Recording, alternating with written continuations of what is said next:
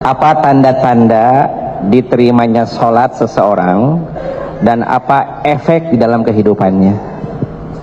Buka tafsir Al-Kabir ditulis oleh Imam Fakhruddin Ar-Razi meninggal tahun 606 dalam tafsir surat Al-Qadar, inna anzalnahu fi lailatul qadar. Tidak ada yang tahu siapa yang dapat Lailatul Qadar, tidak ada yang tahu siapa yang dapat taubat nasuha, tidak ada yang tahu siapa dapat haji mabrur, tidak ada yang tahu siapa yang dapat salat wusta. Tidak ada yang tahu. Bisakah kita nilai orang dapat taubat nasuha? Bisakah kita hukum orang dapat haji mabrur dari wajahnya? Siapa yang dapat haji mabrur? Orangnya putih, pulang dari Makkah gemuk, rupanya nggak pernah ke masjid, tidur di hotel. Lalu apa tanda amal kita diterima Allah? Satu kata kunci, ada perubahan. Dulu sebelum sholat orangnya pelit, bakhil sebelum hijrah. Alhamdulillah setelah hijrah orangnya dermawan Pak Ustaz. Dulu kalau ada kotak sedekah 2.000, setelah ikut ngaji sama musyawarah 2.500, $2.500. Ada perubahan. Itu Pak Haji dulu Pak Ustaz, sebelum berangkat haji pakai celana pendek, pulang haji gak pakai celana sama sekali, pakai jubah. Wallahu a'lam bishawab. Terima kasih Ustaz. Assalamualaikum Ustaz. Abdul Somad, semoga selalu dirahmati Allah Subhanahu wa taala. Amin. Saya ingin menanyakan Ustaz, bagaimana saya seharusnya bersikap kepada kedua orang tua jika orang tua saya itu sering melecehkan para habaib yang sudah jelas-jelas seharusnya kita hormati sebagai keturunan Rasulullah. Mohon pencerahannya Ustaz, jazakumullah khair. Wa in jahadaka la an tusyrika bima laysa laka bihi ilmun. Kalau ayah dan ibumu itu memaksamu untuk mempersekutukan aku, kata Allah, fala tuti'huma, tidak boleh patuh. Jangankan untuk mengejek, mengecam para habaib keturunan Nabi. Kalau orang tuamu itu mengajakmu untuk mempersekutukan aku, kata Allah, fala tuti'huma, jangan patuhi mereka. La ta'ata li makhluqin fi ma'siyatil khaliq. Tidak boleh taat kepada makhluk kalau menyebabkan maksiat kepada Khalik. Tapi ayatnya belum titik, masih koma. Baca ujungnya, wa sahibhuma fid dunya ma'rufa. Tetaplah bergaul dengan mereka dengan baik. Ayah ibumu suka mengejek habaib, orang tua jangan diceramahi.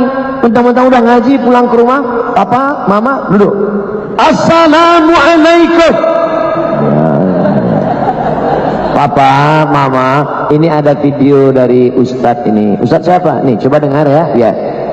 Ada hadis dalam Sahih Al-Bukhari.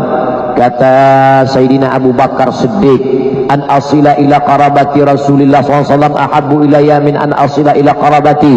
Menyambung silaturahim dengan kerabat keturunan Rasulullah lebih aku cintai daripada menyambung silaturahim dengan kerabatku sendiri. Yang ngomong gitu Abu Bakar yang dijamin masuk surga. Lebih cinta.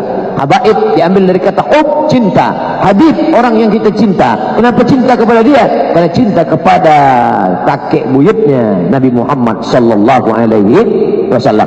Innal Hasan wal Husain sayyida syababi ahli jannah. Sesungguhnya Sayyidina Al-Hasan, Sayyidina Al-Husain, pemimpin pemuda-pemuda penghuni surga. Inna Fatimah, sesungguhnya Fatimah sayyidatu nisa'i ahli jannah. Mereka adalah pemimpin perempuan penghuni surga.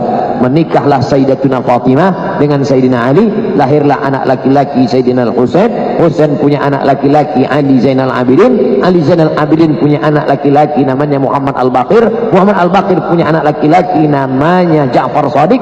Ja'far Shadiq punya anak laki-laki namanya Musa Al-Kazim. Punya anak laki-laki ke bawah Ahmad Al-Muhajir. Muhajir artinya pindah, karena dia pindah dari Baghdad ke Hadramaut Tarim Yaman. Dari Imam Ahmad Al-Muhajir itulah lahir marga-marga Al-Haddad, As-Shihab, As-Saqaf, Al-Attas. Al-Attas, karena orang kita susah nyebut Al-Attas, Al-Atas. As-Saqaf, karena susah nyebut As-Saqaf, As-Segab. Al-Habib, Salim, Segab, Al-Jifri. Al-Jifri. Berapa semua marga-marga habaib ini? Apa kata Habib Zain Ibnu Sumaid, ketua persatuan Habib-Habib di Indonesia? marga Habib-Habib yang ada di Indonesia ini 70. Bahkan sebagian Habib yang sudah punah, tidak ada lagi di Yaman, ada di Indonesia. Marga apa itu? Barakbah. Barakbah itu sudah tidak ada lagi di Yaman, tapi malah ada, malah di Riau ada Barakbah. Begitulah hebatnya Allah Ta'ala menjadikan bumi kita ini bukan hanya menumbuhkan tanam-tanaman, para habaib keturunan Rasulullah pun tumbuh menyebar. Mereka lah yang membawa Islam. Nanti kalau kebetulan pergi ke Pulau Penyengat, sampai di Batam, dari Batam ke Pulau Penyengat, lihat makam Raja-Raja Riau, ada di situ muftinya As-Saqqaf, As-Segaf. Sekarang jamaah haji dari Aceh, setiap jamaah haji Aceh mendapatkan 5 juta wakaf tanah Aceh yang ada di kota Makkah Al-Mukarramah. Siapa itu? Orang Aceh. Tapi sebetulnya mereka itu adalah para Habib-Habib Buga, orang yang merupakan nasabnya keturunan dari Nabi Muhammad sallallahu alaihi wasallam. Oleh sebab itu maka kita memuliakan mereka karena ilmunya, kita muliakan mereka karena nasabnya, tapi juga kita memuliakan mereka manusia biasa, tapi juga kita muliakan karena ada kelebihan yang diberikan Allah Subhanahu wa taala. Wallahu a'lam bishawab.